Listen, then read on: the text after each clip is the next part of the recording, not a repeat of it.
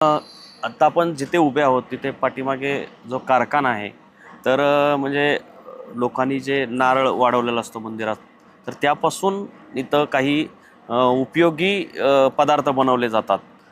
पर्यावरणपूरक असा हा कारखाना आहे तर त्याविषयी जरा माहिती सांगा. निश्चितच कसं आहे की अ, ग्रामीण भागातच छोटे छोटे उद्योग उभारले पाहिजेत आणि प्रक्रिया प्रत्येक अ, शेती कृषी मालावर झाली पाहिजे अशा अ, योजनेतून ह्या कंपनीची बाळोमा ॲग्रो प्रोड्युसर म्हणून शेतकरी कंपनीची आम्ही अच्छा, म्हणजे स्थापना farmers producer company. Farmer producer company केलेली आहे.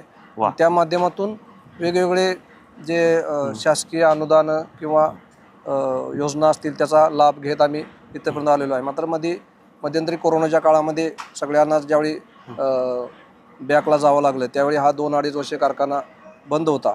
आणि त्यानंतर येथील जे बाळोमा देवस्थान आहे तेथील जे भक्त लोक नारळ वाहतात त्यातून येणारी जी खोबरी आहे ते इथं गाळून त्याचं तेल तिकडं मंदिराकडे दिलं जाते आणि त्यातून आम्हाला हा छोटासा रोजगार उपलब्ध झालेला आहे आणि त्यातून ह्या कंपनीची वाटचाल सुरू आहे.